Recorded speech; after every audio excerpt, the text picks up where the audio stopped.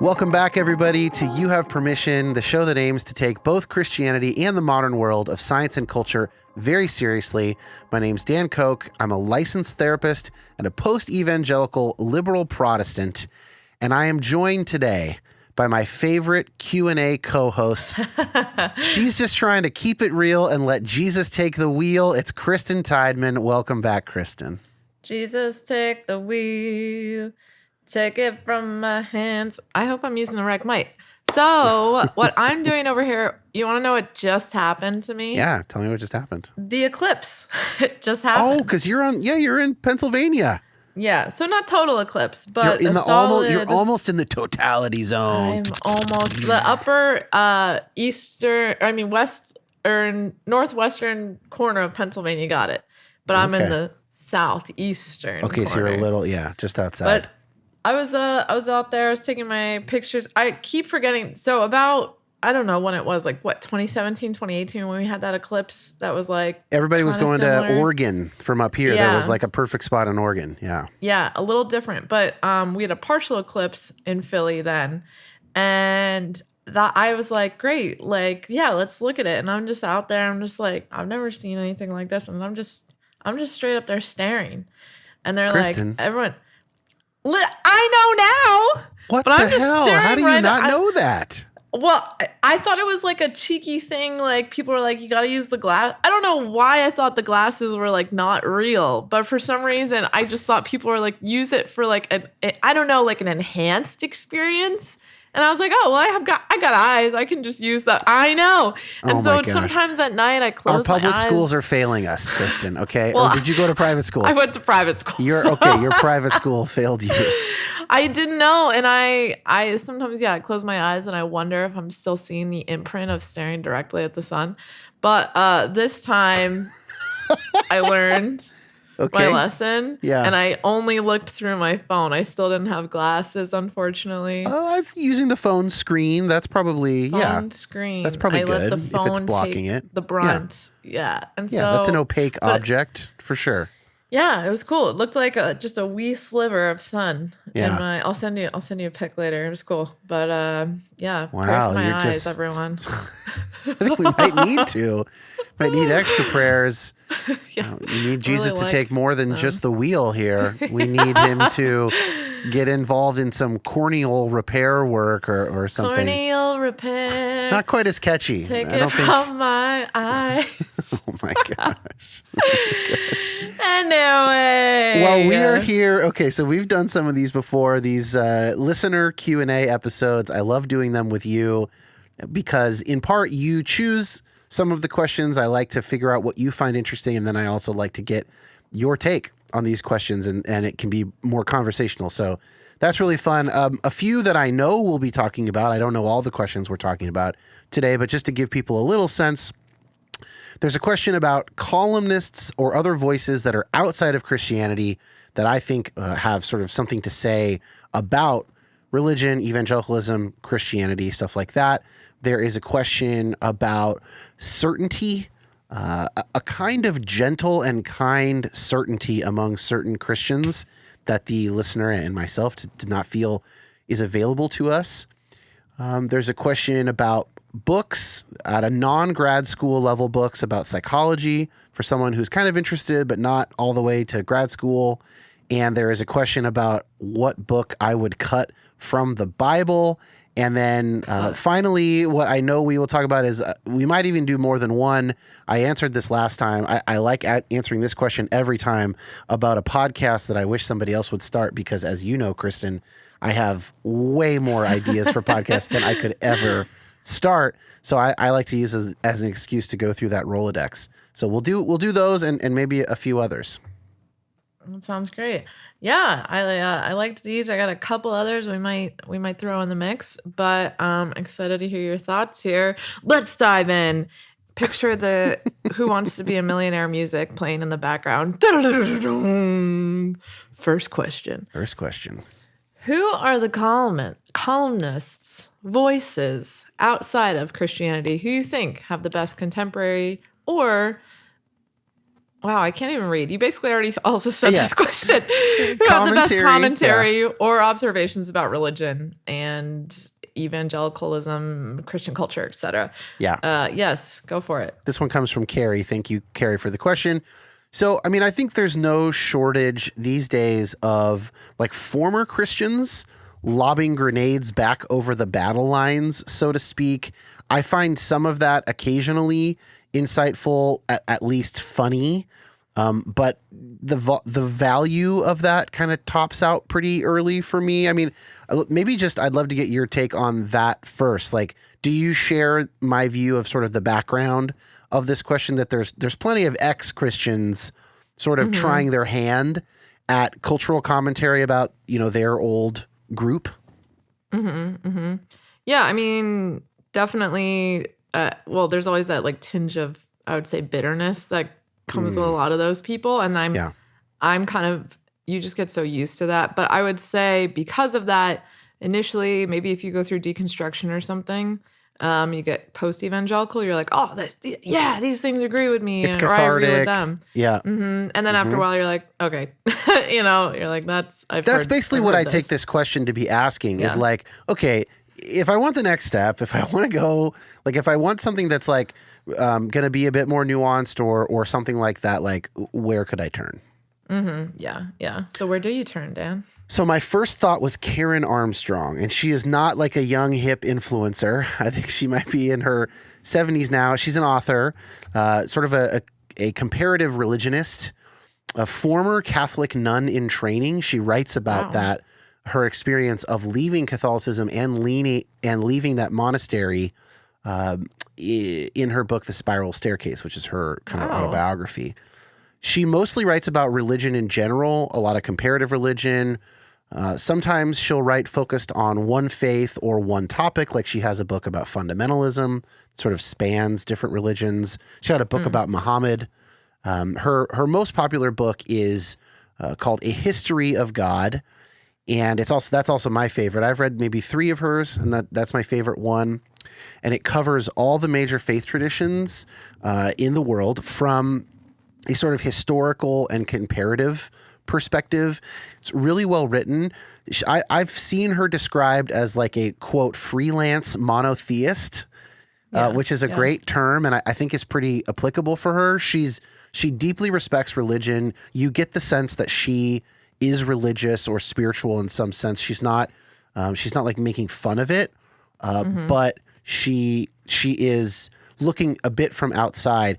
In fact, I would say though I remain a Christian in my own identification, like a lot of the contours of my faith journey map pretty well onto hers.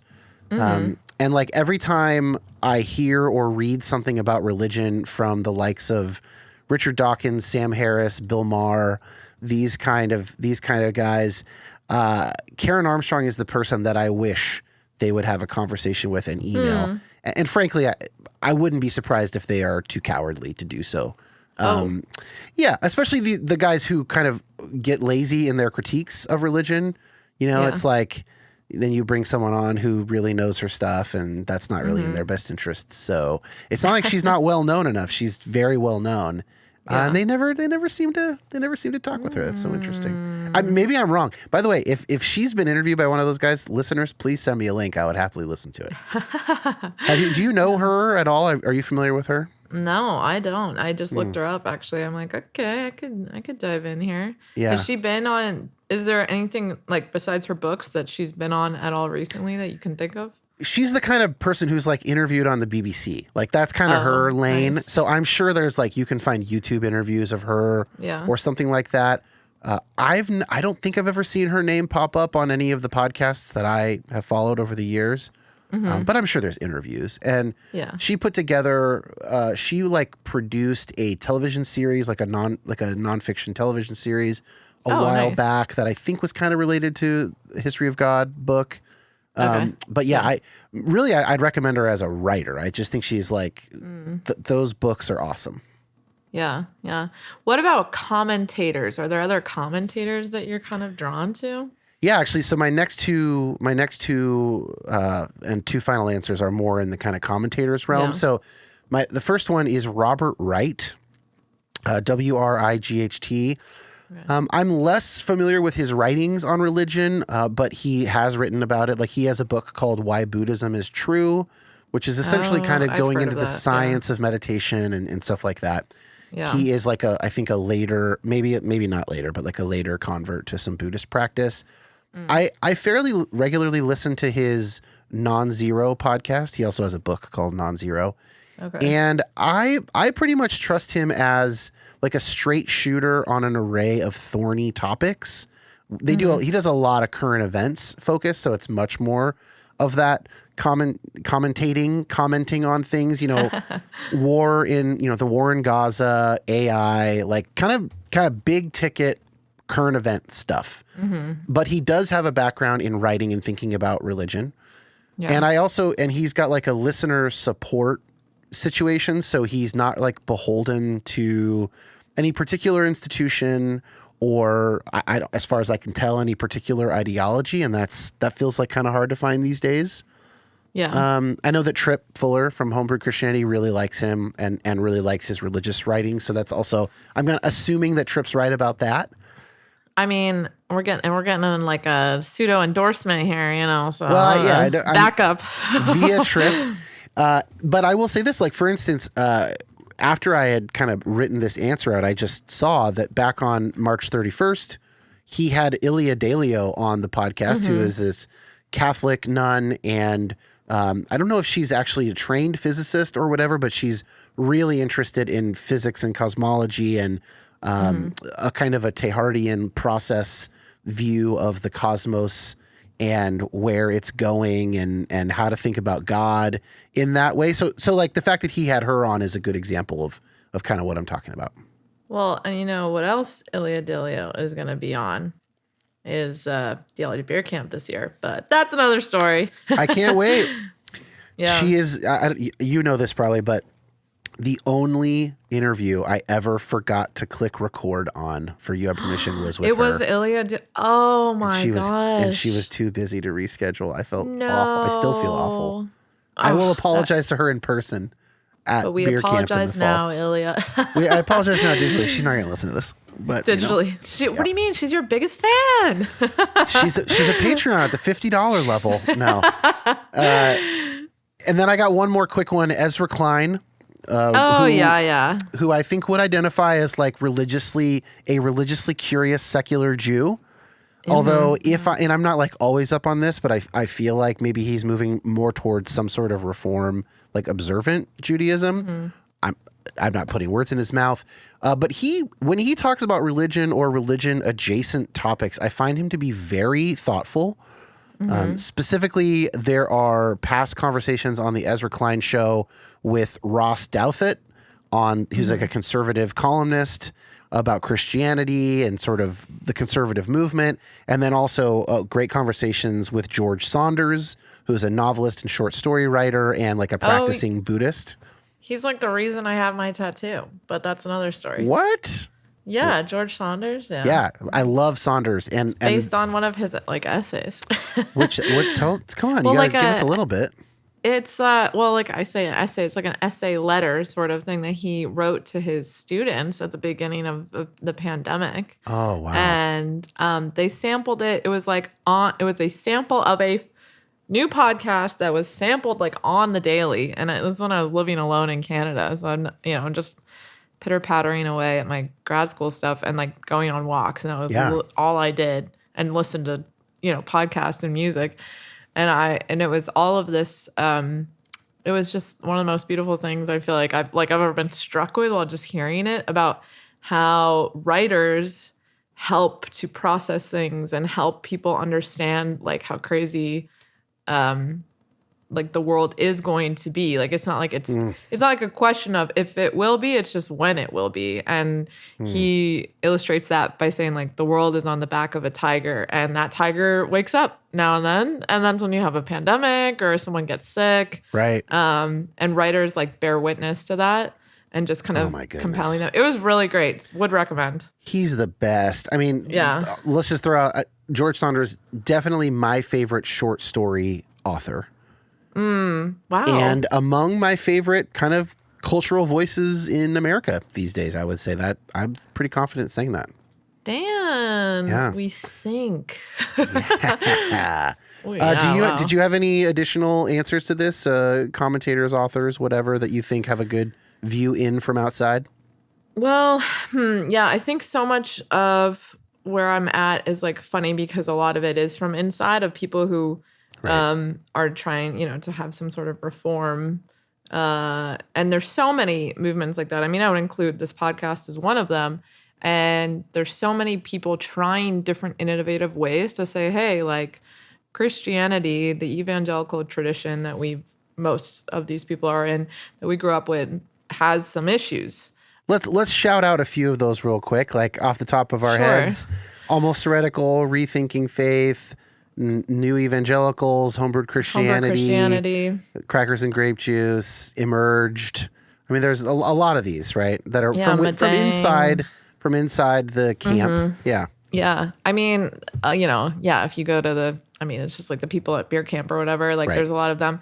But then even just different, like there's different organizations, different, we're working with people who have grant projects that are kind of oriented this direction. I'm very encouraged by a lot of that. So I guess it's funny. You have, let's see if I can say something that makes like enough sense here. You have the commentators that are interested in like how the traditional, maybe more orthodox, although it's still, it's a broad brush, Christianity is operating within the United States in a political way and how it influences politics and is influenced by certain political movements and has almost united at points.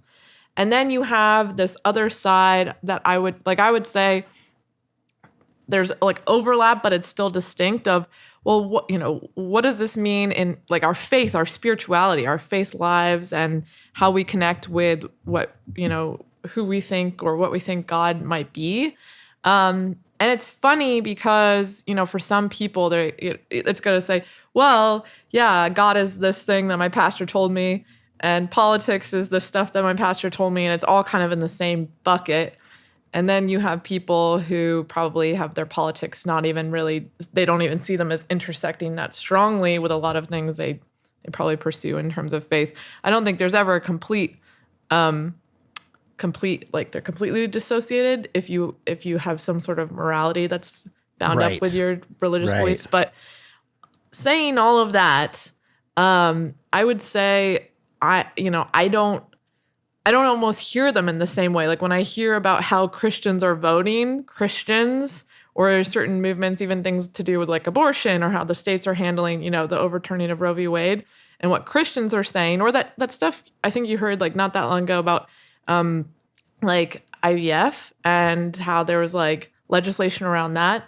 When I hear those things, I'm almost thinking about the Christians they're talking about in this like just this conservative like almost box that I don't access as much anymore, if that makes sense. Yes. So it's kind of, and I don't even know if I seek out commentators in the political realm as much, because I would say I kind of default going back to more like, let's talk about the theology and let's talk about what we're doing. That's what your master's degree is in, right? That's just kind of where your interests are personally. Yeah, and I'm interested in politics, but it's almost like, it's just different for some reason a little bit to me and how I process it. So commentators, I mean, the one last thing I'll add is like, no matter which way you slice it, there's commentary on TikTok about freaking everything. Yes, and I do get a lot of that. And what is so crazy to me is that you can go into TikTok and you can see 20 videos plus. I mean, you could see endless videos maybe, and you don't know a single person who's doing the actual talking nor their credentials.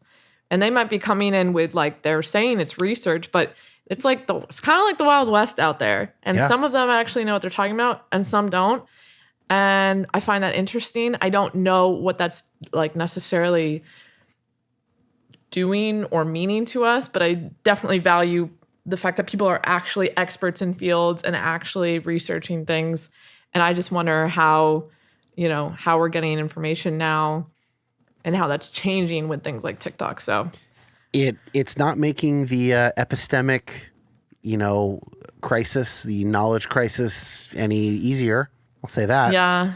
which does not mean that there are no good sides to it. There certainly are good effects for that true democratization of voices and if someone really does have a great, unique, helpful perspective, they have a much easier chance of contributing to the public conversation now. Yeah. Also, you get just tons of even very well-meaning people who are wrong about things and don't know that they're wrong. They don't know what they don't know. Yeah. And that's why it's one of the reasons that I mention as often as possible that I'm a licensed therapist, because a licensed therapist comes with, you have to do certain things to get that. And if you start practicing unethically and whatever, like, you can get that revoked. Like, the fact that my license is in good standing is like not a guarantee, of course, that everything I say is true. It does not a guarantee that I'm acting in good faith, but it does mean that if I start to act in bad faith, like, there's recourse. And so. Yeah. No, well, I mean, this kind of begins to relate to what I have as our second question here, because we're kind of turning to this element of truth and faith and what that has to do with it. And I saw this question come in from our listeners, your listeners, and you pulled out the same one. So here it is, and I forget the person who wrote it in. But no, it was anonymous because when you and I were planning that little Google form, we forgot to put in a name, even like a anonymized name. So they're all just have no name on them. So this is an anonymous questioner. We have no way of knowing male or female name, anything. So if this was you, feel free to write in and let us know. Let us know if you want to be known. Yeah. Yes. So why are some Christians so certain?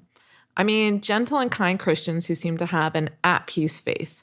I can't find that peace, and even though I have a faith, it is one that kicks and screams and doubts and wrestles. And it's exhausting at best and terrifying at worst. Is this just personality? Yeah, so I mean, just the human level, I'm sorry that your faith journey is exhausting at best and terrifying at worst. I truly hope that that situation will improve with time. I suspect that it might. But the general question of, like, is this a personality thing? My answer is basically yes. The short answer is yes. I think this is primarily about what we would kind of, at least in part, what we would call personality. I'm basically putting I'm putting two categories here. There's interest level and there's capacity. Yeah. And I think that the personal differences in those two categories explain a lot of what's going on here in the question: interest level and capacity. So first, with interest level, some people are just more interested than others in the details, the nitty-gritty of their faith, of their religion, of their worldview, of their political party, of whatever. People like me and you, Kristen, and most people who listen to this show, we are just more interested in the details around faith, maybe psychology, right? Yeah. It strikes me that it's like jazz. So this is my musical analogy. Okay. We all know people who play musical instruments, right? We know many people who play many different instruments, a lot of piano, guitar, stuff like that.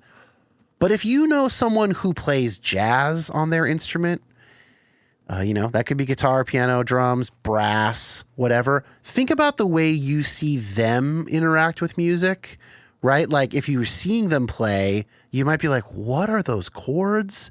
And for some people, they just need to go deeper. They're kind of like jazz musicians, as opposed to, like, I might play for someone what I think is a great pop punk track for one of these jazz friends. Hey, listen to that hook. Listen to that pop songwriting structure. How cool is that? And they're just bored. And they throw on Miles Davis or something. And for a while, I'm appreciating the musicianship on the Miles Davis track. But then after a little bit, I'm the one who's bored. And so, like, we can also think of it as, like, the other person who doesn't want to listen to You Have Permission is like, they're like me when it comes to jazz. And I like some jazz. And also, this example does not reflect well on my music taste. I'm okay with that. I'll take a hit. But so that's kind of like my first thing around interest level. Does that track for you, Kristen? I think so. I mean, I truly was like, wow, I really know a lot less about music than Dan so does. jazz was not the best approach. Well, I like jazz, but not in a way where I'd ever be like, what are the chords? Well, like, what I meant by great. that was like, I don't know what those are. Like, it feels okay. opaque to me. That's what I meant to say. Is like, I could see a jazz buddy playing, and I'm like, this is all French. I don't know what you're doing, right? Like, I don't have that depth of interest in like the structure of notes and chords. But if I did, then I would have to go to jazz.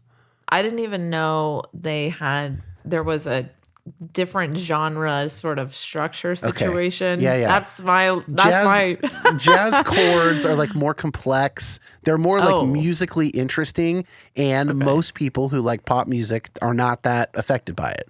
You know, it's like it's for the real heads. I could have just said it's for the real heads and not gone into a jazz analogy maybe. Okay. I mean, I like jazz, but I could never tell you why. But I also like pop. So anyway, but yeah, I would say I think it checks out. And it's like, yeah, you don't have the same appreciation. And yeah, so how does that relate then here? Bring us back down to if that's interest, then here's capacity. And again, I'm going to keep going with the jazz metaphor for better or for worse, okay? All right. So now theoretically, I've been a professional musician for most of the last 20 years. I do have the capacity to understand jazz if I wanted to. Now, it would take me a while to be able to play it, right? Like if I wanted to become a jazz guitarist, I would have to practice a lot. But if I put the time in, like I have enough musical IQ, I've done it for a living for a very long time, I could learn it, right? I do have that capacity. I don't have the interest, right? Okay. Yes. But the type of Christian that's being referenced in this question, they might lack either the interest or the capacity or both. Right. And my guess is that if a Christian has both the capacity and the interest, then they generally end up in our position with a more complicated faith life. Yeah. Now, I'm not basing this on studies. You know, this is just sort of my take. But the reason that I think that happens is that the real world is in fact very complicated. And so just like with jazz, if you want to go deep, there are never-ending depths for you to go. Everything is contestable. For every scholar that you find interesting, you can find 4 scholars that disagree with them. And then the responses to those scholars by the other scholars. Like, the world is actually just super complex, right? So the problem is that with faith, the details of the real world and all the different scholarship and the different ways you could think about it and the different experiences that people write about, they can complicate a more simple and straightforward faith picture, right? They do complicate it for a lot of people. So this kind of makes me want to bring in a third element that is not interests and capacities. Okay. I've specifically noticed this third thing in my therapy supervisor. He is a 70-ish-year-old man of deep Catholic faith. His faith is the reason that he started the Pay What You Can therapy clinic where I first worked with him. Nice. I truly look up to him both as a clinician and as like a wise and loving person. He attends just a regular old Catholic parish. He's fully gay affirming. It just doesn't bother him. He doesn't make a big deal out of it. He hopes the church will move forward on that issue. Many Catholic friends of mine agree with him on this. But he just goes on with his devout Catholic life where he has been extremely involved over many decades. He was like the official parish therapist for a long time. Yeah. Like he's in it. And he totally disagrees on this issue. And I don't have a term for this, for interest or capacity. It's almost like, does it bug you? You know, like, I don't know, like where does the puzzle piece fit in? Like, I don't have a term, but it's like, how likely are you to be bothered when things don't line up? And I think some people at a personality level are not that bothered by it. I think Jaffrey's more that way, and I am bothered. And I got to figure out how these fucking pieces line up, because this doesn't make any sense. Totally. What do you think about the third one? I love that you added that. I think that's a really good point, because I will, there have been times I'm like, we're staring at the same facts, like talking about even stuff like, I don't know, the afterlife or something. I'm talking with someone, they're intelligent. They're like, yeah, oh yeah, I get it. I've thought about that. And then they're like, and then I go live my life. And I'm like, what? I didn't know that was available to me. Yeah, I'm like, I mean, so exactly what you're saying. Like, it almost, does it irritate you? Is it something that hits you in this personal way? And I would say, there's almost, it's funny, even within my own family, my one sister and my dad, I tell them about certain things that we almost have this capacity for like nostalgia, or with this like inclination towards nostalgia. I won't get like super into like what that means, but like essentially certain things strike us. We get this sort of like emotional reaction. And then you connect on those things. Yeah. Connect on them. Yeah. And then in my mom and my other sister, I feel like they're just like, you know, like, and I don't fault them for that. I just recognize that we don't connect on that. Totally. And it's a similar thing. I think there's some sort of like disposition, you know, that's in that way. And I'm like, at times, probably like this writer inner, I have like an envy almost of like, okay, you're just chill. But yeah, I'm just not that way. And maybe I would change at some point, but probably not today. Well, okay, so that is a good bridge to wrapping up. So the reason that I think that personality is a pretty good stand-in as a word is I've never seen any evidence that any of those three things are things, you know, interest, capacity, and then like botheredness or an unbotheredness. I don't think we can choose to change those. I've not seen any evidence that we can. So then that's kind of how we think about personality. These are things that are pretty stable throughout our lifespan. Traits like openness to experience, right? There's not a lot of movement on that through people's lives. You kind of you get a certain amount of it, and then that's what you have. Yeah. And I think that, but I do think that the third one, especially the botheredness, that one changes maybe naturally over time. Yes. Like older people tend to mellow out in a lot of areas, maybe not theologically, they don't always, but they tend to do it in other areas of their lives, like more or less as they realize that life is short. They just are bothered by fewer or different things, right? As they just become aware of it, right?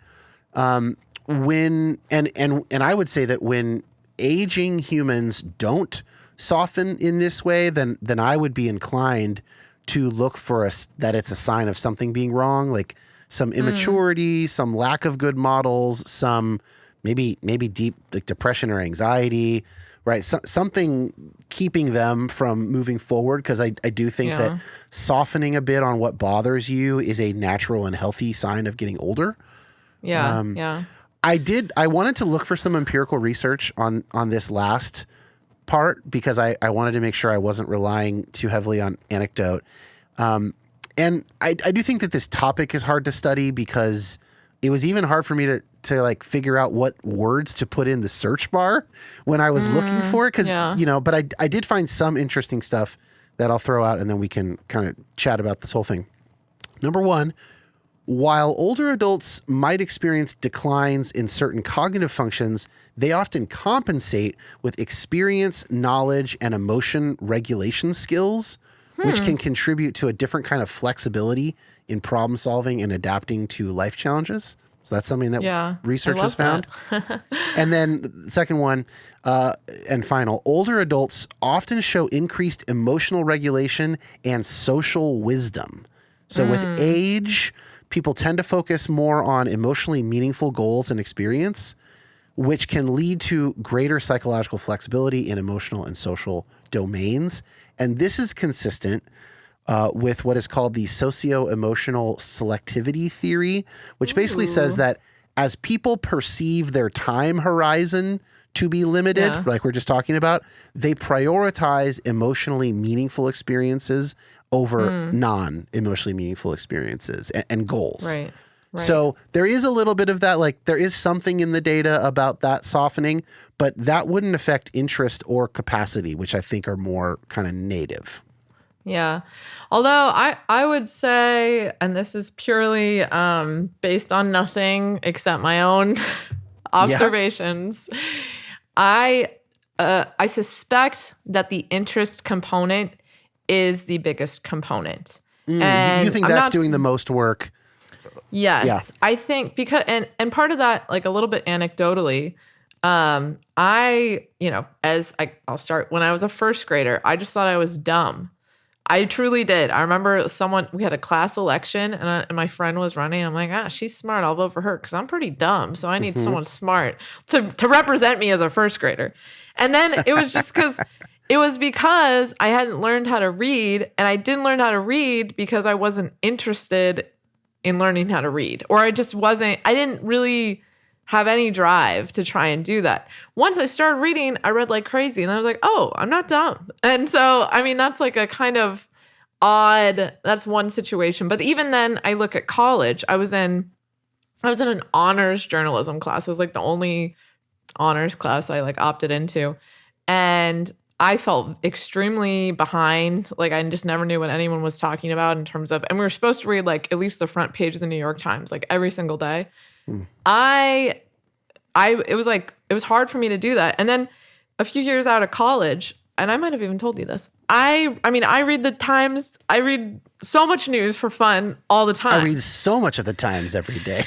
I am a genius. I am educated. No, I'm not trying to brag. I just like, it's just because I'm interested. It's not an issue anymore for you at all because you're interested in it. Not an issue because I'm interested. And I guess I've seen that even people who just kind of something, and this interest piece, where does it come from? That's a bigger question. We could go on and on here. Yeah. But I don't know, like once that changes, it's so motivating.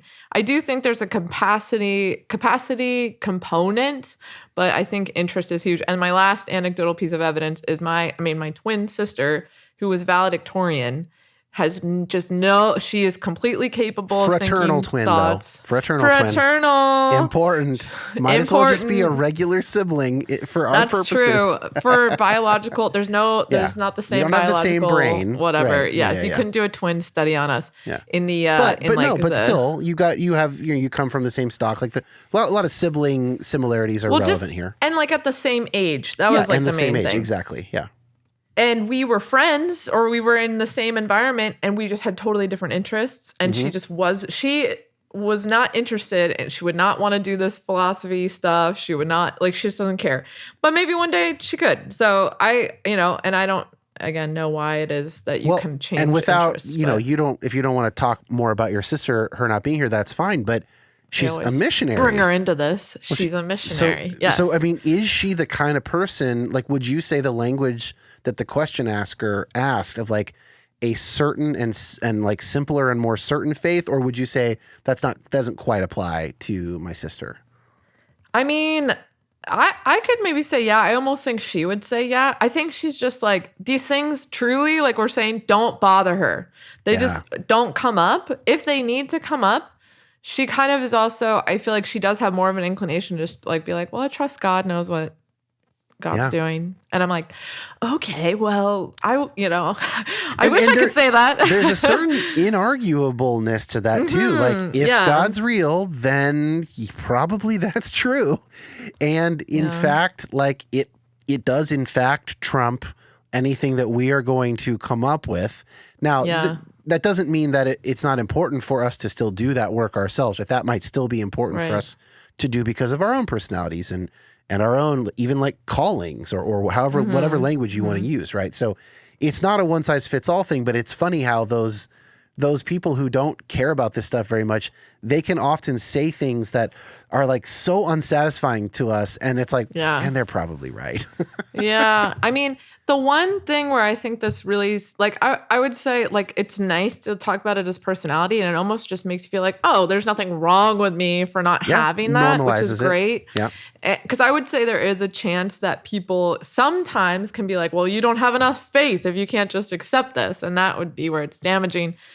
I would That's say a the great only point. That's a great point. Yeah, and that's what I feel like. I mean, I've had that feeling a lot, and maybe this writer does too. But I would say the only way that it's kind of like a flip issue is like when people aren't worried, and you're like, hey, this actually is impacting people's lives. Yeah, that is the flip side. That is the flip side. I think there's still a thing, like, because you could almost take that to the like the level of like silence is violence, and that's like another conversation where you're kind of saying like, okay, well, you have to kind of go with what you think is the right thing to do. But I would say like, no matter what your disposition, we could probably all learn to value how people see things differently to some extent, and accounting for that, and like saying, okay, this person's just like, it took me so long to learn that my sister just saw the world differently from me. And then once that kind of started to get inside and I understand it, I'm like, oh, now we can get along better because she's approaching it in a different way. So that's good. Yeah. I love that. That's a great addition. What What question should we do next? Palate cleanser time, but kind of Okay. inspired by this. Speaking of interests. Yeah. What's something in whether media, like books, movies, or just, I don't know, a random fact that you are recently mildly to majorly obsessed with? Okay. I talked about Dune in the last mailbag episode, so Yes. I'll just glance. I'll just hop on that sandworm real quick, just like one exit on the Sandworm Express, and say the psychology of the messianic figure, right? That Chalamet plays, Paul Atreides. Like, will he? Won't he be a messiah? But then also like his internal process. I just have all the time in the world for that question in fiction. It came up the other day in a episode that I don't know. This will probably come out before that. So Jason Kirk, who wrote a novel set in his evangelical childhood, we were talking about fiction, and he mentioned The Last Temptation of Christ, the Scorsese film, which does a very similar thing, but with the character of Jesus Christ. So I just Classic have all Messiah the time. character, Jesus. Classic Messiah character, like actual Jesus. More recently, though, and related, is Three Body Problem, which we watched on Netflix. Oh, I just started watching in a very sleepy state last night. So not a good sleepy state show. I already you need to be don't know alert. what's going on. No, I was like start 15 over minutes. awake. It I is was the 15 most minutes in. Yeah, I was like, no, what? it's like the densest sci-fi, the densest like very popular sci-fi novel in a long time. People thought it was unadaptable, but the team that did Game of Thrones decided they would try their hand at it and basically succeeded, in my opinion. I think it's not a perfect show, but it gets into so many interesting ideas. Like, without spoiling too much, it talks. Let's see. What can I say that you would basically know within the first episode or two? There's like contact with other life, Extraterrestrials. and that then kicks into gear a bunch of stuff that actually resembles like ancient religion, almost like the way that religion is described in the Old Testament. Of like local, it almost gets into this like local deities kind of a thing, and like truly like the way that we think about, like, you and I don't think of serving and loving God as being like a military kind of a thing. Like, he's our commanding officer and we are in his army. But like, if you were an ancient Israelite, like you kind of did, like you kind of thought of it that way. Like, there might be others, and this is the one that we serve. And like, it gets into a lot of that stuff, which I am just like, that's so interesting. Like, I will never stop being interested in stuff like that. Like, I might need to do some episodes about these concepts. There's so much of that in Three Body Problem. So many similar ideas. So that's my answer.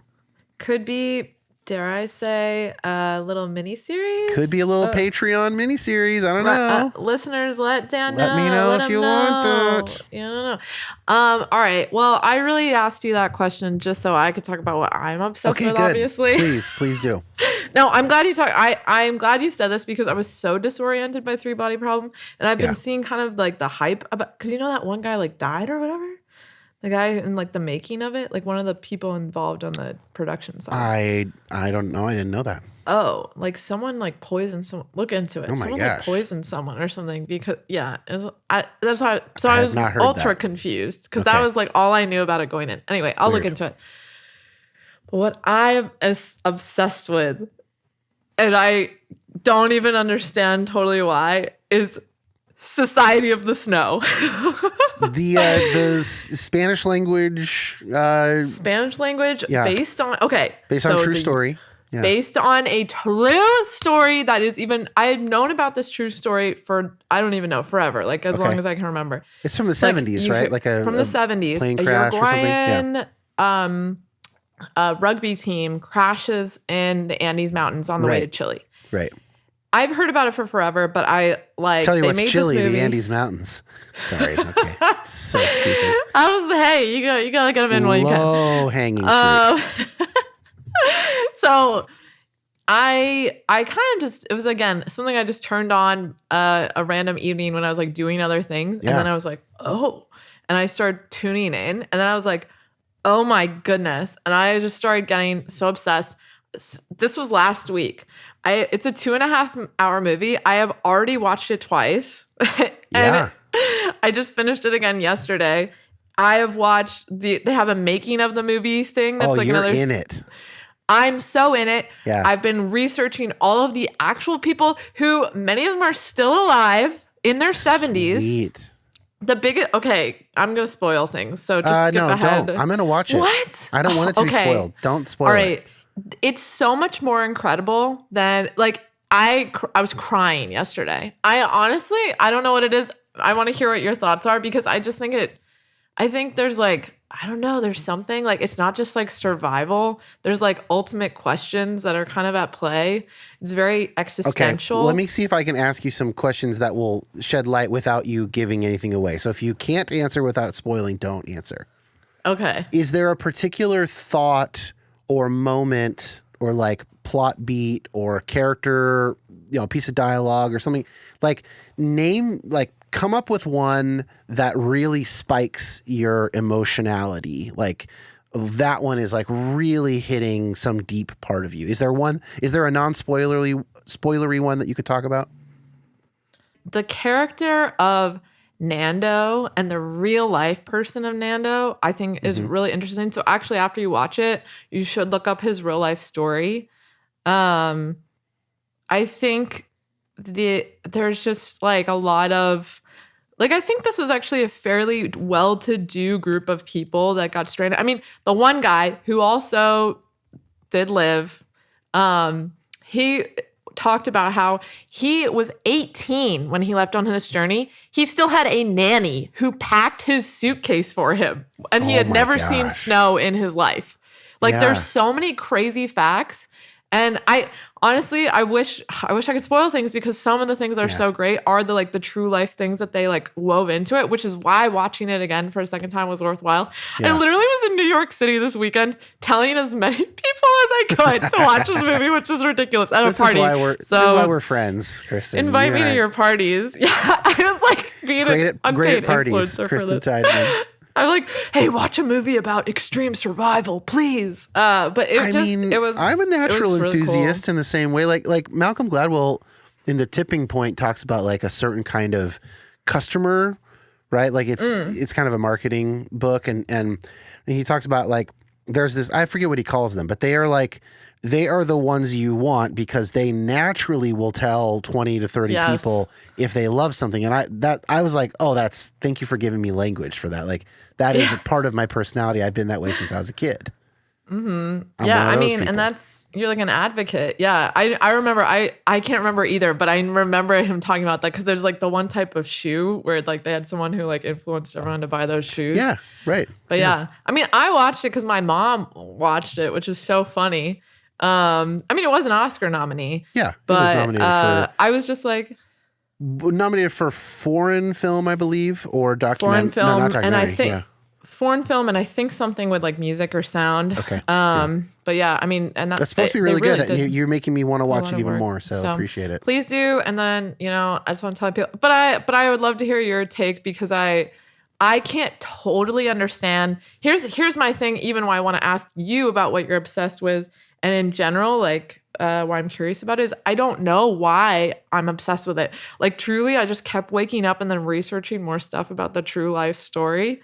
And I just like kept thinking about it. I'm like, why? Like, I don't get it. Like, why did it capture me so much? Well, that's why I was asking you some open-ended questions. There's a little bit of cognitive therapy stuff there. Yes. A light application where if you ask somebody to identify the parts of something that made them most reactive, then usually those are clues that you can follow, and then you can come up with some questions to ask, like, as they say something. So it's actually related to it's very related to another thing that therapists do all the time, which is we are looking at people's body language, and that is its own source of information. And so a lot of times what I'll do, I'll make a note of it, but often I'll bring it into the session. I'll just say, yeah, I noticed like you really perked up when you said that. I could tell visibly that there was a difference. What do you think's going on there? Or something like that. And then they'll think about it, and then maybe we discover something. Yeah. Yeah. So, Wow. Well, maybe we'll have to talk about this more again, because okay, maybe after I've seen it. I legitimately want to just say so many things, but yes, watch it, but know there's like all these things within it. and if you don't like it, I'd be interested to hear that too. I'll be surprised if I don't like it. It's gotten very good reviews from a lot of like my favorite like movie people and stuff, so I'm sure I'll like it. Oh yeah. Nice. All right, sweet. Oh man. All right. Now I just can't wait till that day comes when you tell me you watched it. All right. Next question. Back into the listener questions. So, what are a couple good non-grad school level books or other resources on psychology for someone who finds it interesting but does not want to become a therapist? Yeah, this question's from Aaron. I will save everybody from having to hear me talk about Jonathan Haidt and The Righteous Mind, which was my own gateway into psychology. Here is a really fun read, or a really fun audiobook listen, which is how I consumed it. Michael Lewis's book, The Undoing Project, A Friendship That Changed Our Minds. Have you heard of this book? No. Okay. So 40 years ago or so, Israeli psychologists Daniel Kahneman and Amos Tversky. Kahneman just passed. That's right. Rest in peace. So sad. Rest in power, King. They wrote a series of, I'm pulling from some of the marketing materials here, apparently, breathtakingly original studies undoing our assumptions about the decision-making process. Basically, it led to the formation of what we now call behavioral economics, which has a lot of crossover with psychology and cognitive distortions and biases and like that whole kind of, it's all in that sort of world. Well, that's why, and I know there's some hate for this, but that's why I listen to Freakonomics all the time. It's very psychological. Yeah. And they do a lot of behavioral econ, right? That's kind of that's their thing. Yeah. And so the book chronicles their friendship as well as their work. And, again, it really sits at that overlap of psychology and economics. And Daniel Kahneman just passed recently. If you wanted to go deeper than that, then you could read Kahneman's book, Thinking Fast and Slow. That's kind of his like opus. And he was I think he's more the psychologist, and maybe Tversky was more the economist or something. I could be remembering that wrong. I think, Daniel Kahneman definitely being more psychological. Yeah. But they got I don't know if it was him or both of them got the Nobel Prize for the founding of behavioral economics, essentially, basically founding that line of thinking. And then I would say, Thinking Fast and Slow, much more of a slog, whereas The Undoing Project felt like it just flew by. It's like so fun to read and listen to. But those are a couple ideas. Yeah. Do you have one? No. I think those are good. Nope. I mean, I would say I listen to a lot of, as I said, like some Freakonomics, and I think things that are produced. Well, one thing within, Well, Freakonomics podcast, Hidden Brain podcast. Yeah. That's very much like really well researched, but also really well presented, kind of bite-sized psychology stuff. That would be a great place to start too. One thing that I've liked that's within the Freakonomics network is No Stupid Questions, which has what is her name? I can't believe I'm blanking now. Angela Duckworth. There it is. Who is a psychologist out of Penn. And I just think she's very smart. Do you know why some people think Freakonomics isn't good or something like that? Have you heard about this at all? I have not. Yours was the first I'd heard of any Freakonomics controversy. I know the book itself had some, like, they were saying the interpretation of the data maybe could have been like too broad or something like that. But the book is old and they've kind of addressed it throughout time. Yeah. I don't know. But I find it, I mean, it's really well produced. They've done some really, like, they just did like a shorter series on Feinberg. That's his name, right? Who did like sorry, Josh. Hang on. Sam Bankman-Fried? They did one about that, but no, I can't believe I'm doing this. Richard Feynman. Who was the one guy, he was like a physicist who was part of the atomic bomb project, but then ended up like just having this long life. He was like the guy who figured out why the Challenger crashed or whatever, and he did that whole thing in front of Congress. Anyway, all that to say, so they're not just like economics all the time. Yeah. Well, what they end up getting into a lot in the first couple books and on the podcast, they eventually made it into its own book that they called Think Like a Freak. And really the idea is like their kind of big thing about learning how to think more clearly is it has a slight cynicism to it, and it is that you look for the incentive structures at play in any situation. Well, but that's like, it is a big part of, especially in a capitalistic society. True. Like it's like it's almost like kind of like a buzzkill thing to say, but it's not wrong. No. So for instance, like the example I always think of is realtors. So realtors, and this is, I'm sure, old data at this point, but they quoted these studies that showed that realtors left their own houses on the market significantly longer than their clients' houses.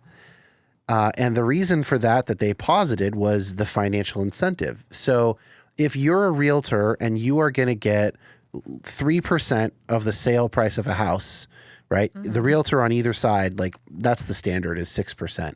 Half goes to each, right?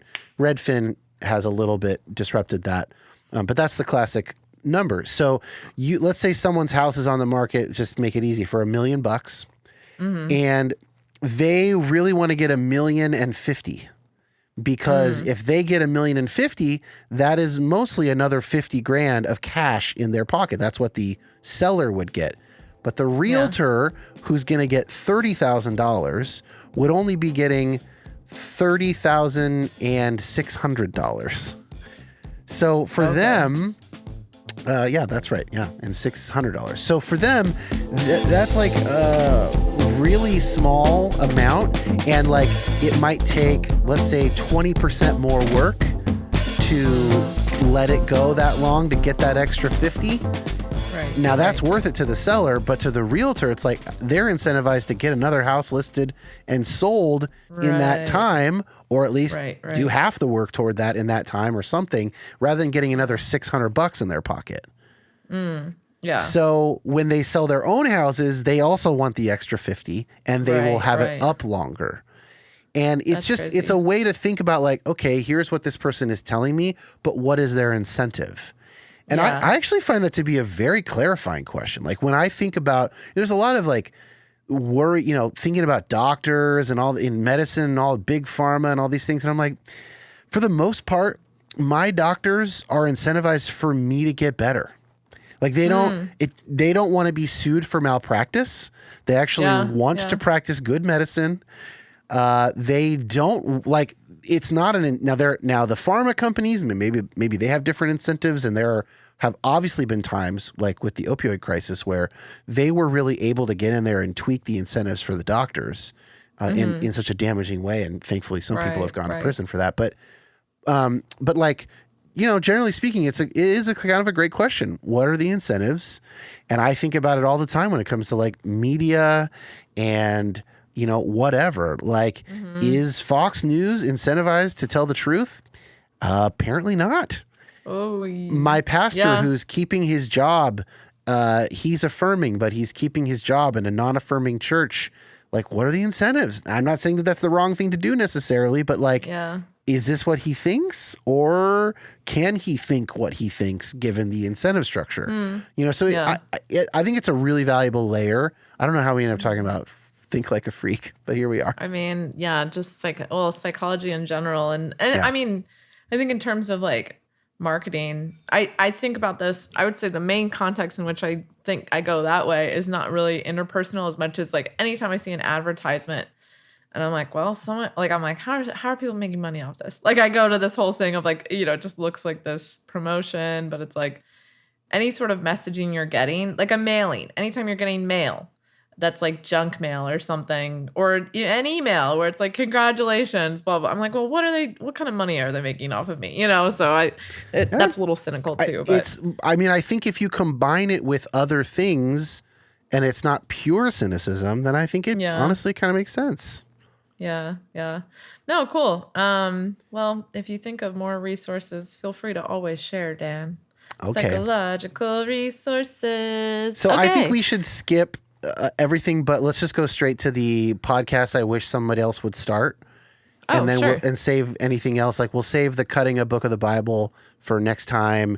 Unless if you had one you really like on the shorter end that you really wanted to get to. Oh, it's okay. Well, let's do this. So, as you mentioned previously, we would love to know what podcast do you wish someone else would start so you could just sit back and listen. Okay, I have just so many of these, and I'm trying to... One about Society of the Snow? I know, Dan, right? There we go. I've been saying that. That's yours. Okay, here's one. A podcast called Yes Regrets instead of No Regrets. Oh. And this might not be so feasible. You'd have to find the right people, but you basically have a guest who talks about their biggest regret in the hopes of helping others not make the same mistake. That's really hard. Yes, people regrets. I know. People are so cagey. Ashamed. Well, and people are worried that it will be used against them. Or, there's all kinds of good reasons. Yeah. I wish that podcasts could exist too, but we have to live in a society where you have the freedom to make mistakes. That are... I know. Like, I want to live there too. Maybe we can start by starting up Yes Regrets. I mean, yeah. I would say, by the way, before we move on, I have an artwork idea for Yes Regrets too, which would be you find one of those classic photos of the No Regrets tattoo. Yeah. And you zoom in on that, and then you cross out no and put in yes. And then the artwork just says yes regrets. Yeah. Oh my gosh. The next level. It's selling itself, Kristen. It's ready to go. Well, here's a question I have in light of this. Yeah.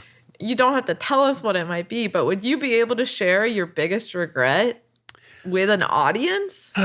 No, you're right. Nobody would probably do... It's like asking someone, what's the worst thing you ever did? Yeah, it is. I have had that conversation with a few people in private, but I would not want to have it publicly. I will just say this, though. I'll say this. I no longer know what the worst thing I ever did was because the old one was too tied to purity culture. And now I'm like, that probably is not the worst thing I've ever done. Yeah. Which then I go, does that mean I have to come up with a new one? That doesn't feel great.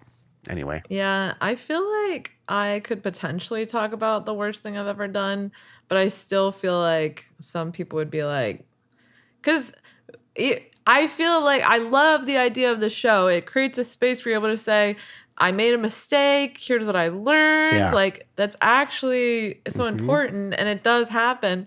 But even if you say, like, you made an actual, like, moral error, even if you're coming on and saying, I'm sorry, I wish I hadn't done it, the fact that you did it at all can truly get you canceled, which I know. sucks. It's just too risky. So it's Very a flawed risky. business model, but it's But too the bad. idea is, I like the idea. Yeah. I'm with you. It'd be cool. I have another idea that I think is more doable than that, but I'm not going to share it because I do think it might be one of my 10 best Because you ideas. might actually do I it. might actually do it. It's one of my 10. You don't want anyone to steal No. it. Okay, here's one. I got another one though for you. This is a very recent one. This was just I came up with this 2 weeks ago. I truly think of these all the. I have 10 new ones since that day in my. Oh my gosh. Okay, so this one's Nice. called "The Last Story" or "The Last Story Before You Die." Not sure what the title should be. Society of the Snow. Just kidding. There you go. So you'd set the scene in the intro with like all the sounds of like hospice machines and whatever. Oh wow. And so it starts out like this. In fact, Josh, put in some ambient. Let's just do this live. Josh, drop in some ambient sounds like of a hospice room or a hospital room. Beep, beep, whatever. Imagine you're on your deathbed. You're having a pretty good death already. You had some advance notice. You've been able to set your affairs in order. Your children are with you, and you've already said goodbye to the grandchildren. You've got time for one more reminiscence before you cross on over. You can tell one more story. What story do you tell? Oh. And then So, yeah. they tell the story, and then there's all Okay. kinds of questions that could be connected to it. It's kind of like it's in a sense, it's your best story from your life, or maybe it's your most meaningful story or something like that. Like I have some questions I wrote down, why is it your favorite? What does it mean to you? Is this a crowd pleaser? Is it like a good at parties story? Or is it a hushed story? Is it quieter? Is it more just for you? Is it a powerful story? All these kinds of things. This is crazy. So 2 things I have to remark right away. First of all, that you're saying you have a nice death. My version of a nice death is instant, unexpected, done. All right. Not even like the plane's going down. Like truly, You just literally had no idea and it's just done. no idea. You're walking and you're just over it. Decapitated Dream from situation. behind, surprisingly. Yeah, Okay. or just in your sleep. Right. It's also great. So hilarious. But I think this ties actually kind of to your regrets. Regrets. Because, well, despite the fact that I want my death to be instant, I think a lot about if I got a cancer diagnosis and what I would do in that interim time. I'm writing letters, a lot of letters. I am going to be saying all these things that are just sitting inside of me. Oh, things that you won't say now. No. Oh my gosh, no. And my last story, it will be my craziest story. I'll tell all. I've got things to share that I am not sharing unless I know I'm dying. So there's a flaw in the plan because similar to Yes Regrets, it's the kind of thing that you would not. Okay. You don't. Maybe it says something that like it might say something more about me than anything else that I would imagine that like, let's do one more barn burner here before I go. Yeah. I could like get that. I mean, if you just, I'm not saying it's your moment of, I need to rephrase it. I don't mean it is your moment of death, but I mean like you've got one more organic opportunity where there's a bunch of people around. You're feeling lucid. You're like, I'm going to tell my favorite story one more time. There's probably a way to rework that intro a bit. Yeah. Where it's like, I get what you're saying. You know what I mean? It's not like the last thing you say to your daughter. I don't mean it that way. But it's like your last little group to tell a story. So just play the hits. What's your number one story hit? What's the best story from your life? Man, all right. Well, I'd have to think about that. It sounds cool. I mean, I love the drama of like unveiling a lot of secrets, though. Like all your family are just like. It's hard to get people to do that for the benefit of your podcast. I know. That's why you have to actually get ready to die sometimes. But man, I should write in high school, my best friend periodically would make a death video that she recorded on her computer. Oh my And so gosh. if she died, it would be found and all the stuff would just be ready to go. This is like when we're 16. Someone could also hack in and find that video before you die and then tell everybody all the secrets. I mean, I don't think like professional hackers are especially like trying to hack into teenage girl computers. Sure. So, but I was always like, can you just let me see it? I just really want to know. And she's like, no, I'm not dead. But she had recorded a number of them throughout our high school years. She would delete the old ones when she had the new one, right? She'd delete the old, yes. And All she right. would say, well, I got a message in there for you, but don't worry, but you can't see it unless I die. Actually, I see her, I talk to her all the time. I got to message her and be like, she hasn't made one in a while, but. You might want to just remind her. I'm like, hey, I would you still realize like you're closer to death now, right? I want to see the most recent one still. Yeah. Before she updates it. I would want to I know. too. I like the positive spin. I get where you're coming from. Yeah, it needs some tuning up, but there's something there. One additional resource that's a little more. It's both. It's positive. It's got it all. In Radiolab did an episode called "The Queen of Dying," and it was really good. And it talked. It was the first actual. I don't remember totally their discipline, but the first person who actually interviewed people who were dying. So, true story. It was really excellent episode. It might be a 2-parter, but look it up. Whoever it was, I don't remember who the queen was, but it was some person involved. Really, I know who the good. queen is. It's you, Kristen Tideman. You're the queen of the Q&A episode. Oh my gosh. Thank you for being here. This was really fun. We'll do another one in a month or two.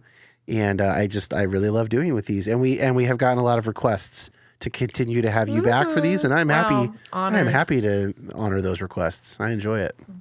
Keep on asking. Maybe we should put out a new question theme. Yeah, we could do. Yeah. And also, listeners, you can email questions anytime. You have permission podcast@gmail.com or put them in the Facebook group if you are a patron. Stuff like that. You can shoot me a message on Instagram. I've been all over Instagram recently, and I will be for the foreseeable future. So we got a grammar. I'll see. I'm getting into my Instagram era. Is what's going on here. Nice. All right. Thanks, Kristen. That was fun. Cheers.